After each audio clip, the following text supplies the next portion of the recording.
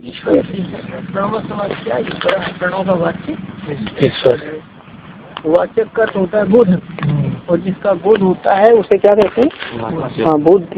वाचक का अर्थ होता है बोधक, बोधक होता है शब्द, अर्थ वाच्य कहते हैं अर्थ को, वह होता है बोध्य। चलेंगे। तो हमने बताया था कि जो यहाँ पर वाच्य वाचक भाव संबंध हो गया ना प्रणव और ईश्वर का, तो वाच्य वाचक भाव संबंध क्या संकेत से जन्य है। संकेत से जन्य जैसे देखेंगे, दो स्थितियों को आप समझिए। एक स्थिति यह है कि कोई पुत्र उत्पन्न होता है ना, तो पिता उसका नामकरण करता है, इसका अमुक नाम है। तो जब उसका नाम चैत्र मैत्र कर दिया जाएगा ना, तब उसका फिर वाचक शब्द क्या हो जाएगा पुत्र का? हाँ, जब पुत्र का चैत्र नामकरण किया जाएगा तो वाचक शब्द हो जाएगा, और वाच्य कौन होगा? हाँ, तो इस प्रकार जो वाच्य वाचक भाव संबंध है वो पहले से है या तो पिता के संकेत से जन्म है? पिता के संकेत से जन्म है। ठीक है, अब ध्यान देना, तो चैत्र नामकरण के पहले भी वहाँ पिता पुत्र भाव संबंध था कि नहीं था? है, मतलब पिता पुत्र भाव संबंध या जन्म जनक भाव संबंध है। पिता पुत्र भाव संबंध अथवा जन्म जनक भाव संबंध तो नामकरण के बाद में है और नामकरण के पहले भी है। तो वो संबंध क्या है? संकेत से जन्म है क्या? वो संकेत से जन्म। संकेत कैसा हो सकता है? जिसे लोग समझाते हैं ना, ये इसका पिता है या इसका पुत्र है, समझाते हैं ना। तो किस प्रकार संकेत करते हैं? या इसका पिता है या इसका पुत्र है। तो इस प्रकार जो संकेत किया जाता है, उस संकेत से जन्म जनक भाव संबंध उत्पन्न होता है या तो पहले से सिद्ध जन्म जनक भाव संबंध को बताया जाता है? जन्म जनक भाव संबंध को बताया जाता है। हाँ, किस संकेत के द्वारा? या इसका पिता है या इसका पुत्र है। हाँ, तो इस प्रकार ऐसे संकेत के द्वारा जन्म जनक भाव संबंध उत्पन्न नहीं किया जाता है, बल्कि पहले से सिद्ध जन्म जनक भाव संबंध को बताया जाता है। और जब पिता संकेत करता है, ये इसका नाम है चैत्र, तो इस संकेत के द्वारा वाच्यवाचक भाव संबंध जन्य होता है। वाच्यवाचक भाव संबंध। तो यहाँ पर ये प्रश्न होता है कि जो वाच्यवाचक भाव संबंध ईश्वर और प्रणव का है, तो क्या वह संकेत से जन्य है अथवा प्रदीप के प्रकाश की तरह पहले से स्थित है? प्रदीप का प्रकाश तो पहले से रहता है ना, जब आप प्रकाश को देखते हैं उससे पहले भी तो प्रकाश रहता है। पंक्ति लगाएंगे, फिर चलता हूँ मैं।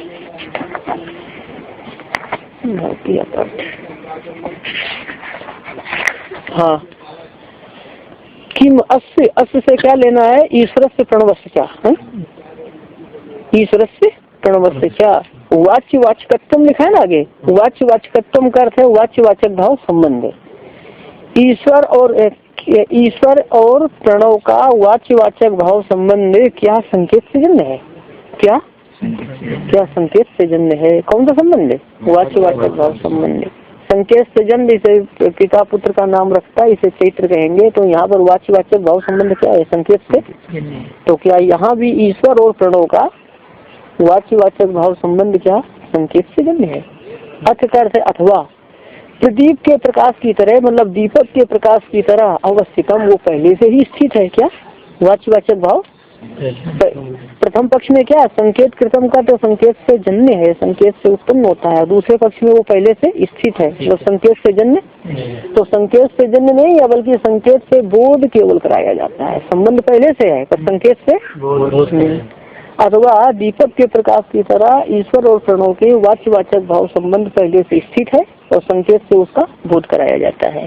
दीपक का प्रकाश पहले से स्थित है। जैसे देखो, लोग इसको जब दीपक जलता है ना, उसकी प्रभा फैलती है।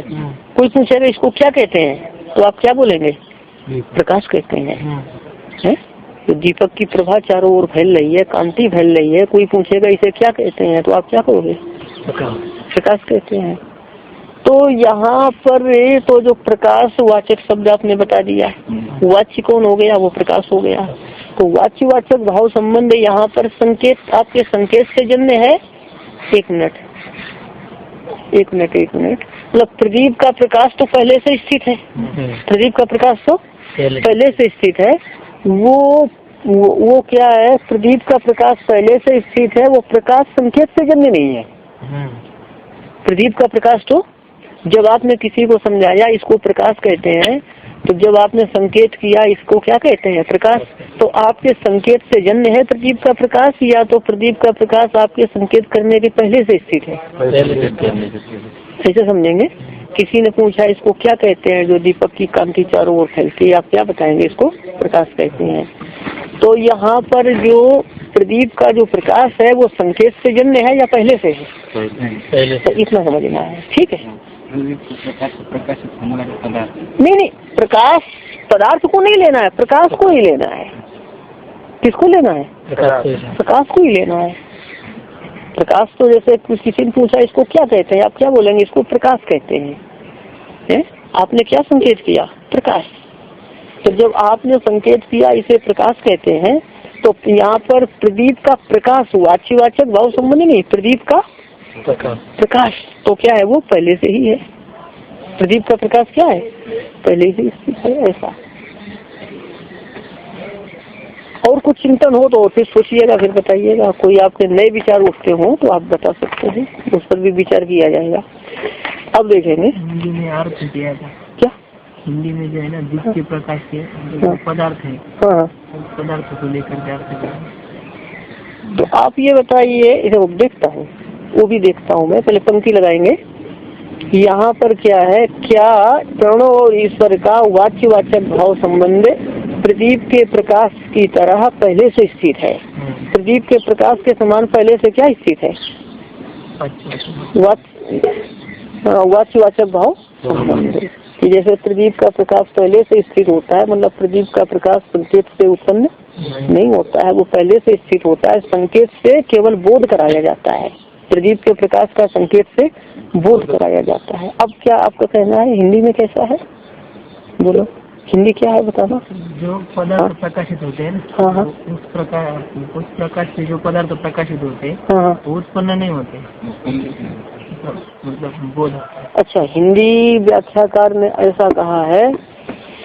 क्या फिर आप बोलो? बोलो। दीपक के प्रकाश से, मतलब दीपक के प्रकाश से कोई पदार्थ उत्पन्न नहीं किया जाता है, बल्कि बोध होता है। दीपक के प्रकाश से कोई वस्तु, मतलब दीपक के प्रकाश से प्रकाशित होने वाली जो वस्तु है वो पदार्थ दीपक के प्रकाश से उत्पन्न नहीं किया जाता है, बल्कि उसको प्रकाश से हम समझते हैं। यही है ना? तो यहाँ पर प्रकाश कर से क्या किया? प्रकाश से प्रकाशित वस्तु। लेकिन यहाँ भाष्य में तो प्रकाश वद अवस्थितम प्रकाश ही कहा है। भाष्यकार ने तो प्रकाश ही कहा है, प्रकाशित वस्तु तो नहीं दिया है। पहले प्रदीप का जो प्रकाश है पहले से विद्यमान है, जब हम जलाएंगे।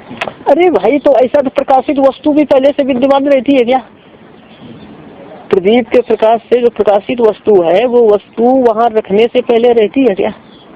नहीं। दीपक के प्रकाश में घटपट जो रखे हैं तो क्या अनादिकाल से रखे हैं क्या? नहीं। कोई लाया है तभी तो रखे हैं, तो उसमें भी क्या हुआ? यहाँ तो इतना ही है कि आपके संकेत करने के पहले से प्रकाश वहाँ विद्यमान है, इतना ही है। संकेत करने के पहले से प्रकाश वहाँ विद्यमान है, इतना ही कहने में तात्पर्य है इनका। किस हिंदी व्याख्याकार ने किया है? श्रीवास्तव ने किया है। अच्छा, तो श्रीवास्तव की तो है मेरे पास, मैंने देखा नहीं है, देखे लेता हूँ अब मैं। जब आपने कहा है क्या है, कहाँ लिखा है ये? अच्छा,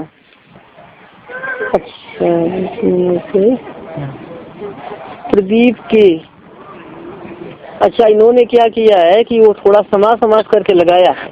प्रदीपेन प्रकाशा यस्य, प्रकाशा अर्थ किया प्रकटी भवनम, एक क्लिष्ट कल्पनाएं हैं मतलब। अच्छा, तो जैसे इन्होंने क्या, देखो तात्पर्य क्या देख लो कि दीपक से प्रकाशित होने वाले पदार्थ के समान, एक तो क्लिष्ट कल्पना करके ये अर्थ निकाला है तो अर्थ निकल जाता है।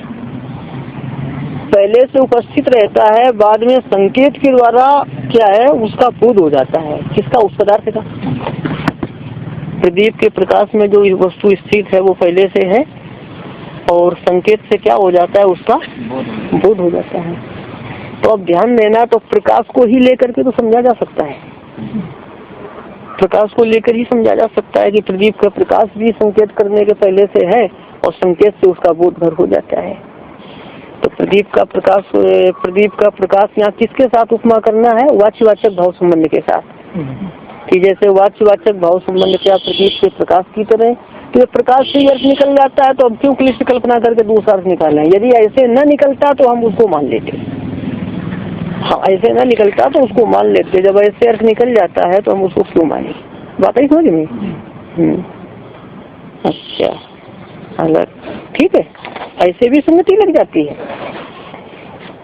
ऐसे संगति लग जाती है। और कुछ हो तो पूछ लेंगे, और भी कुछ हो विचार तो पूछेंगे, आगे ध्यान देंगे। चले, तो दो विकल्प हो गए ना, क्या संकेत से जन्य वाच्यवाचक भाव संबंध अथवा पहले से स्थित है और संकेत से उसका बोध होता है। किसका? दूसरे पक्ष में प्रदीप के प्रकाश का। हाँ, तो दो पक्ष हो गए ना।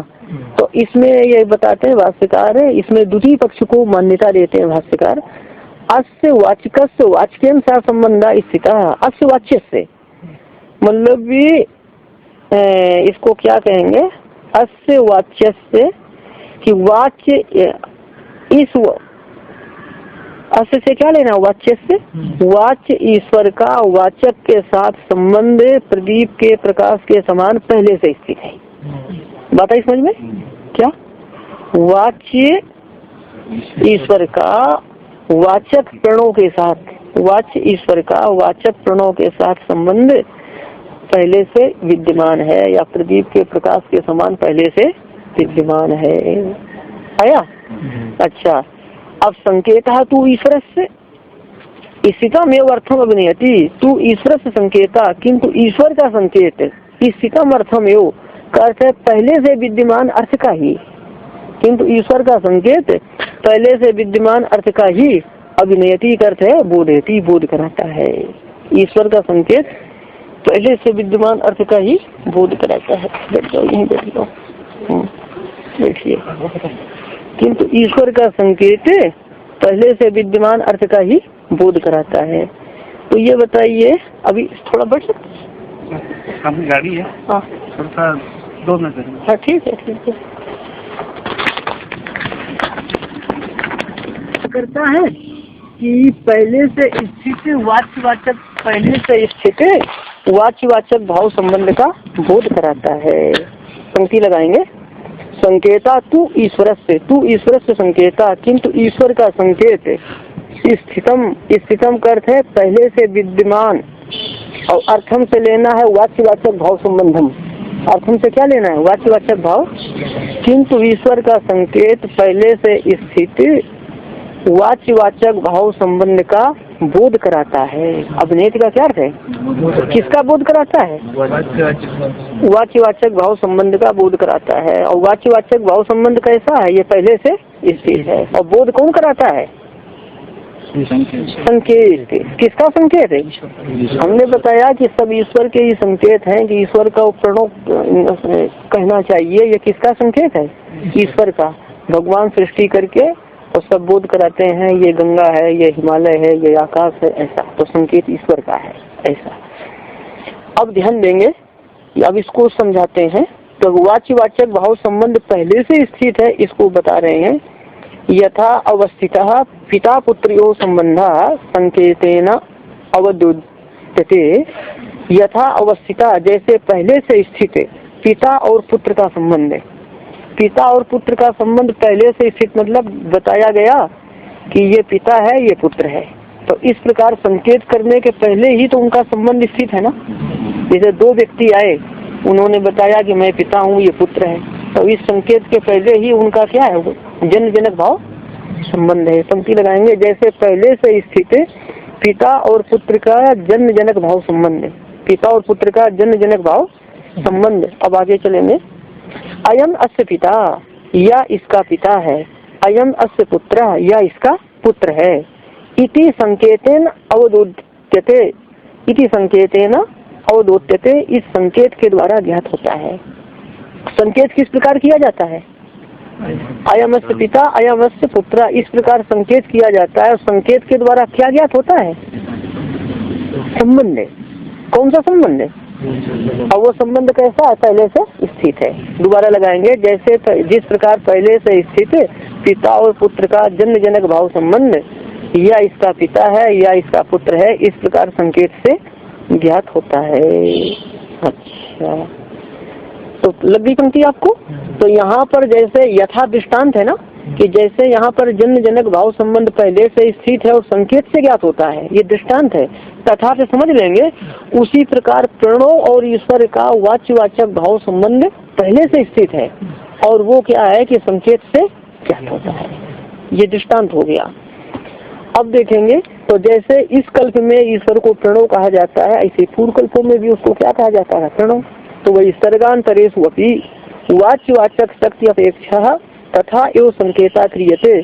सर्गांतरेषु अपि का अर्थ है कि अन्य सर्गों में भी, जैसे ये सृष्टि, ये सर्ग चल रहा है ना, सर्ग का अर्थ है कल्प, अन्य कल्पों में भी, अन्य कल्पों में भी सर्गांतरेषु अपि का अर्थ अन्य कल्पों में भी, या शक्ति का अर्थ कर लेंगे संबंध, वाच्यवाचक संबंध की अपेक्षा से, तो वाच्यवाचक संबंध की अपेक्षा से वैसा ही संकेत किया जाता है, वैसा ही संकेत जैसे अभी संकेत किया जाता है वैसे पहले से, कि वाच्यवाचक भाव संबंध पहले से है, संकेत से केवल बोध होता है।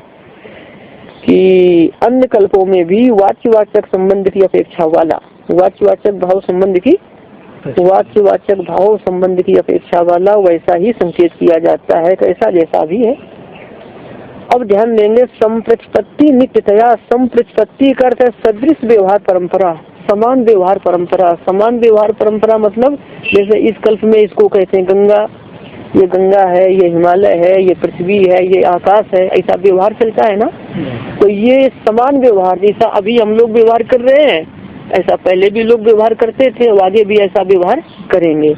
तो संप्रतिपत्ति का अर्थ है कि समान व्यवहार की परंपरा, समान व्यवहार की, तो व्यवहार की परंपरा तो चलती रहती है। समान व्यवहार की परंपरा नित्य होने के कारण, नित्यतया है ना, समान व्यवहार की परंपरा नित्य होने के कारण शब्दार्थ संबंध नित्य, शब्द और अर्थ का संबंध नित्य है। तो शब्द और अर्थ का संबंध नित्य है, ये कैसे मालूम होता है? हाँ, मतलब सदृश व्यवहार की परंपरा नित्य होने से। समान व्यवहार मतलब जैसा हम लोग व्यवहार करते हैं इसी लोग आगे व्यवहार करेंगे, धरती है, ये आकाश है। कि समान सदृश व्यवहार की परंपरा को नित्य होने से, नित्य कौन है? सदृश व्यवहार की परंपरा नित्य होने के कारण, या सदृश व्यवहार परंपरा की नित्यता होने के कारण शब्द और अर्थ का संबंध नित्य है। इति आगमिना प्रति जानते, ऐसा शास्त्रकार मानते हैं, ऐसा शास्त्रकार कि शब्द और अर्थ का संबंध कैसा है? नित्य है। हाँ, नित्य संबंध है शब्द और अर्थ का। अब आगे चलते हैं, पाठ कहा गया विज्ञात वाच्यवाचकत्व से योगिना, कि वाच्यवाचक भाव संबंध जानने वाले योगी को प्रणव क्या है? उसका वाचक है, और वाच्य कौन है? ईश्वर। तो यहाँ पर प्रणव मतलब ओंकार से प्राणायाम में बहुत सुविधा रहती है, इसलिए इसको कहा गया है। बाकी भगवान के सभी नामों को ले लेना है ना, भगवान के अनंत नाम है, विष्णु सहस्त्र नाम में सहस्त्र नाम दिए गए हैं, अनंत नाम है ऐसा। अब देखेंगे यहाँ पर किसी भी अपनी रुचि के अनुसार किसी भी नाम का जप कर सकते हैं, सब भगवान के ही नाम है। यहाँ देखेंगे तद जपन सदर्थ भावनम, क्या जपन अनुसार है क्या?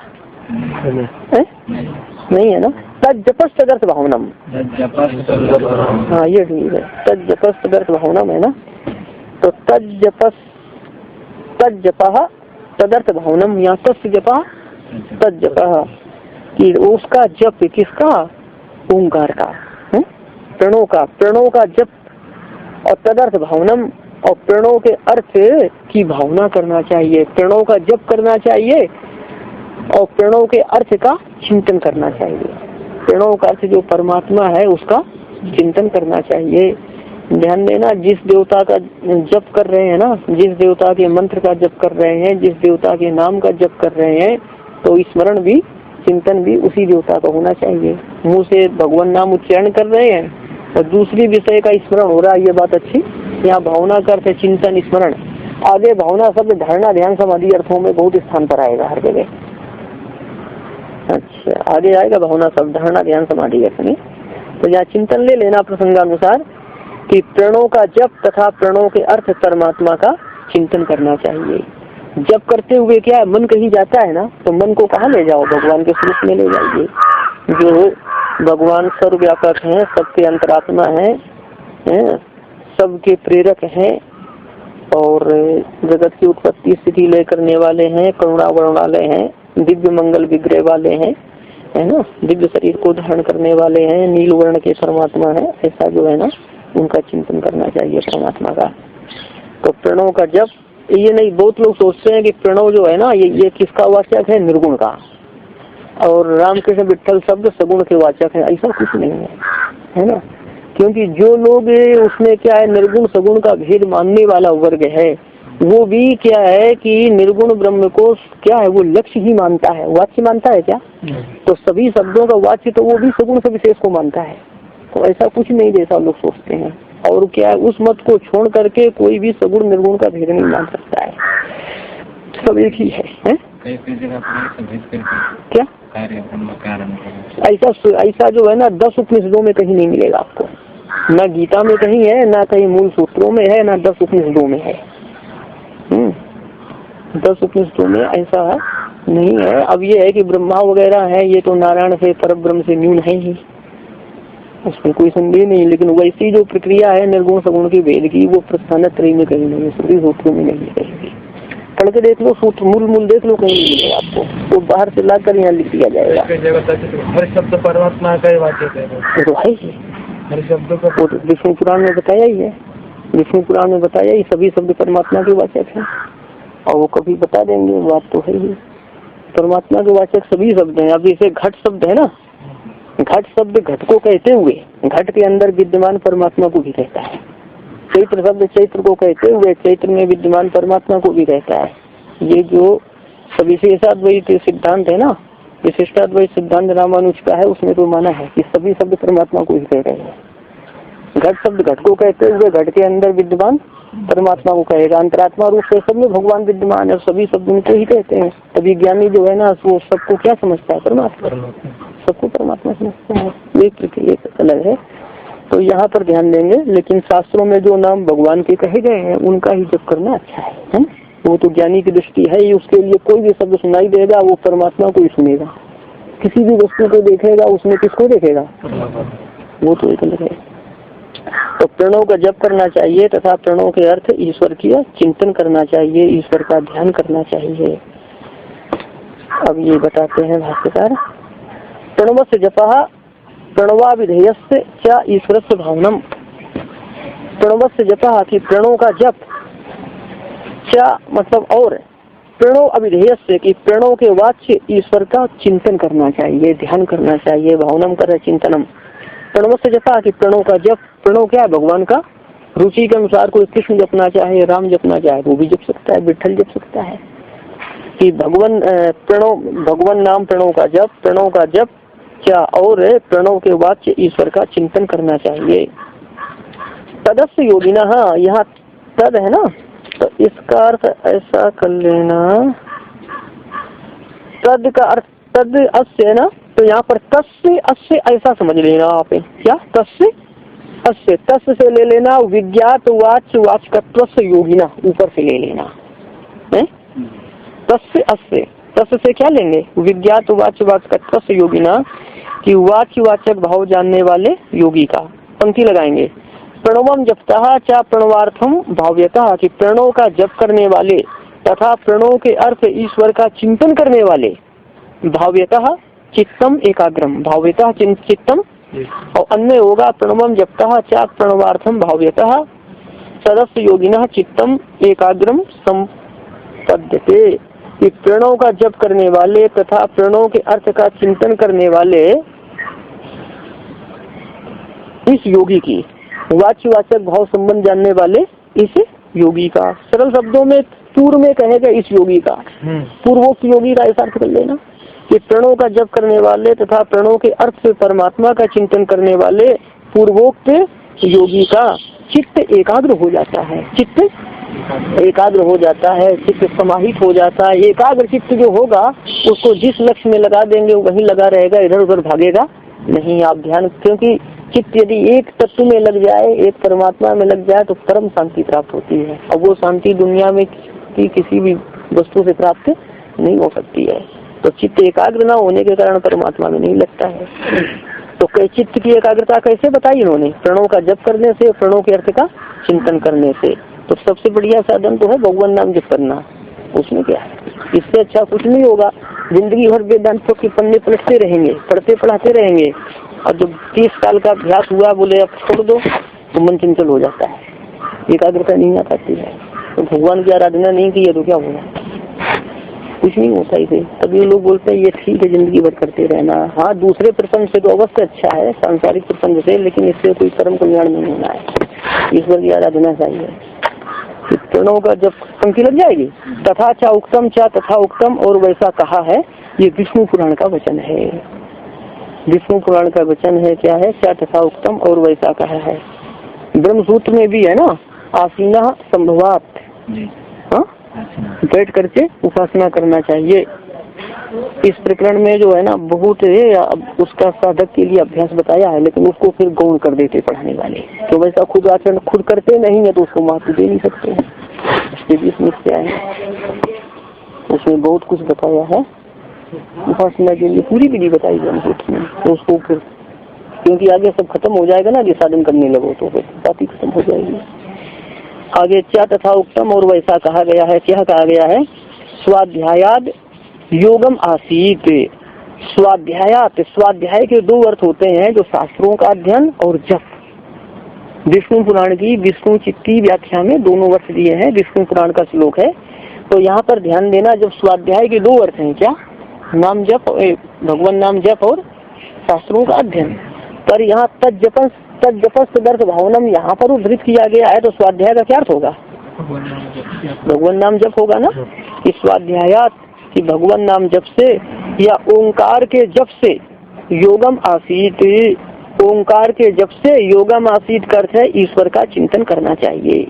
मतलब ओंकार के जप से ईश्वर का चिंतन करना चाहिए, या कहिए ओंकार का जप करते हुए या ओंकार का जप करके ईश्वर का चिंतन करना चाहिए। ओंकार के जप से उसके अर्थ ईश्वर का चिंतन करना चाहिए, लग जाएगा। और योगात का अर्थ ईश्वर के चिंतन से स्वाध्यायम आमनेत की जप करना चाहिए। कहने का तात्पर्य ऐसा है ना कि मतलब जप करके ईश्वर का चिंतन करना चाहिए, जप करके ईश्वर का चिंतन करना चाहिए, और चिंतन करके क्या करना चाहिए? जप करना चाहिए। ये मतलब हो गया। और जब भी जिसकी ध्यान में प्रगाढ़ता आएगी तो वो भगवान नाम जप करके चिंतन कर रहा है, नाम जप करते करते चिंतन चल रहा है, और प्रगाढ़ता आएगी तो जो स्थूल शब्द तो समाप्त हो जाएगा, भगवान सामने रह जाएंगे। तो ऐसा चिंतन हो गया ना, और चिंतन समाप्त हो तो फिर क्या करेगा वो? फिर जप करेगा। यही मतलब हुआ। पहले तो नाम के साथ ही स्मरण करना अच्छा है, नाम के साथ ही स्मरण करो। वो प्रगाढ़ता आने पर वो वाणी रुक सकती है, तो फिर क्या हो गया? वो योग हो गया ना, चिंतन हो गया। और जब वो स्थिति चली जाए तब फिर जब, ये मतलब है लगाएंगे। तो इसका अर्थ है कि जप करके,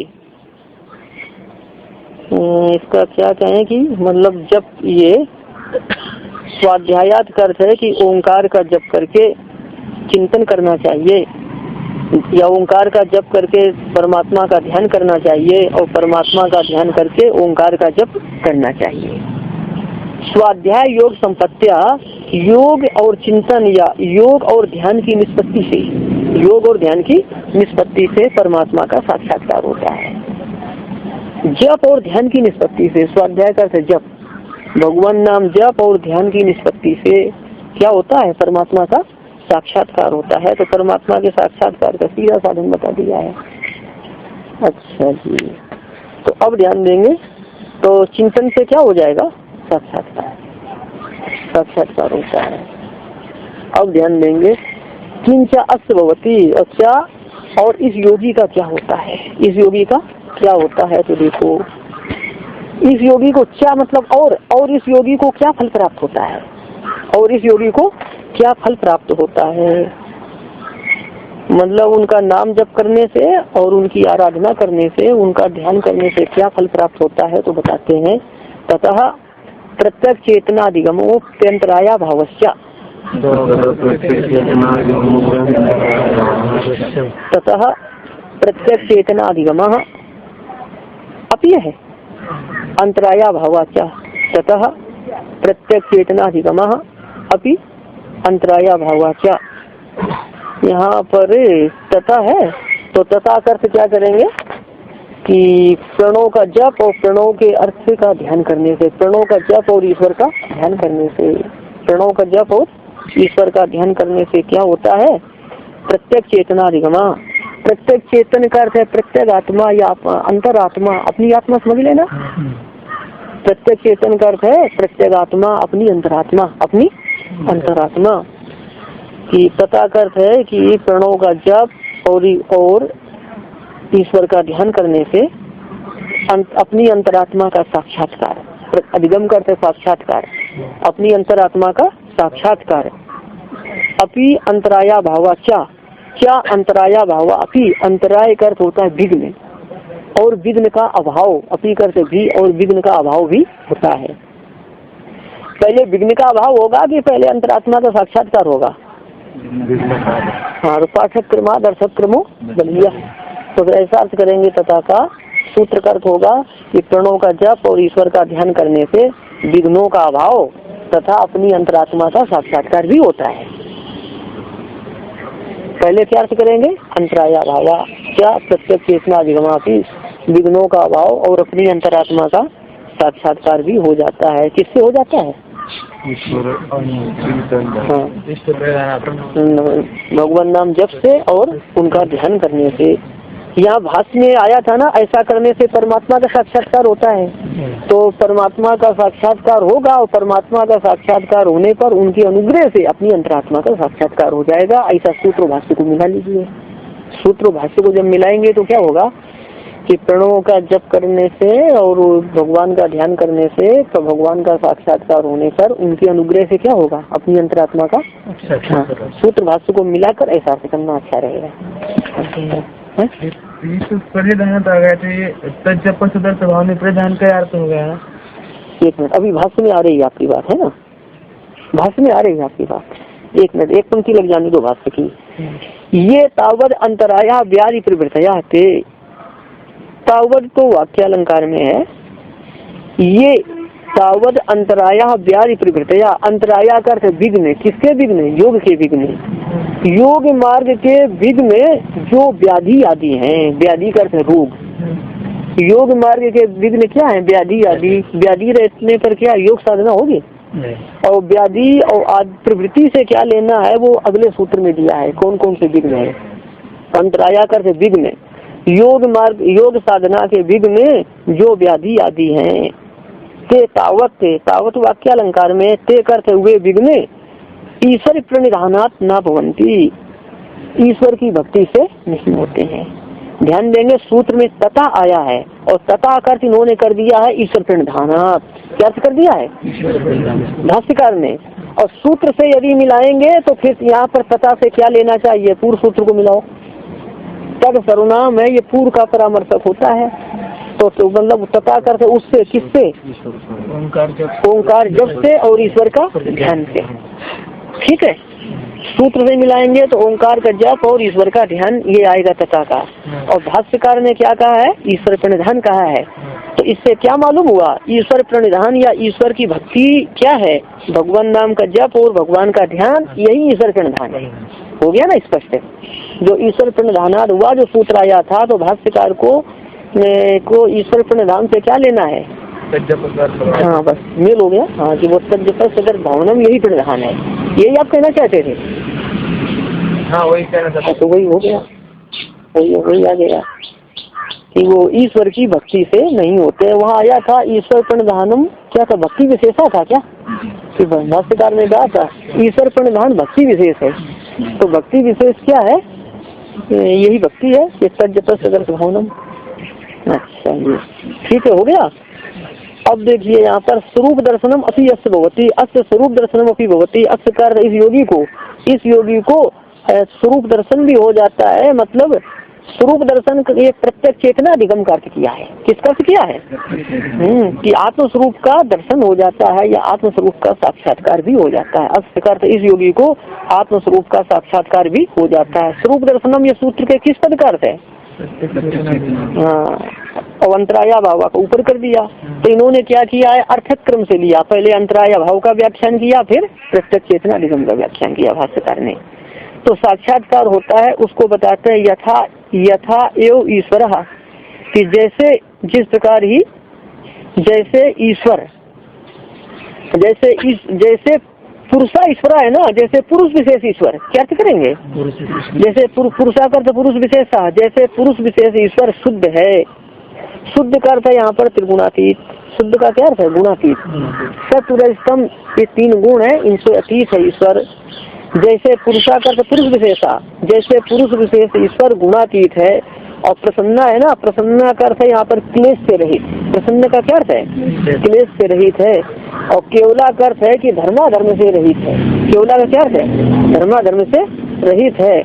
और अनुपसर्गा का अर्थ है यहाँ पर उपसर्ग कहते हैं जाति, आयु और भोग को। ये इनके लिए क्या शब्द आया था? पहले विपाक आया था ना।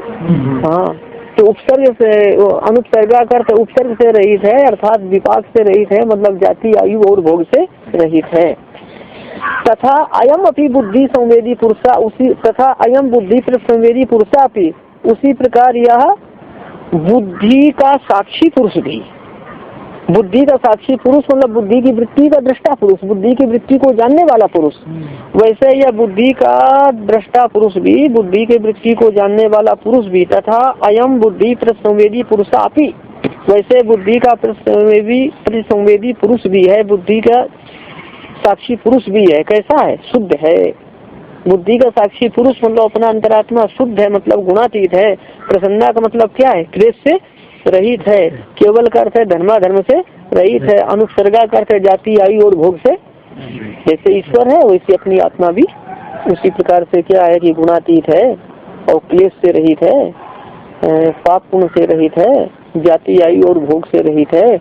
वो अपने आत्मा क्या है कि अपने स्वरूप को न जानने के कारण, वो अपने स्वरूप को न जानने के कारण क्या होता है कि वो सांसारिक कर्मों को करता है और जिसके कारण उसकी जन्म मृत्यु होती रहती है। और यदि अपने स्वरूप को जान जाए अपने, तो क्या है कि फिर वो उसकी सांसारिक कर्मों में प्रवृत्ति नहीं होगी, मुक्त हो जाएगा साधन करके। ऐसा तो आज इतना ही है। ओम पूर्णमदः पूर्णमिदं पूर्णात् पूर्णमुदच्यते।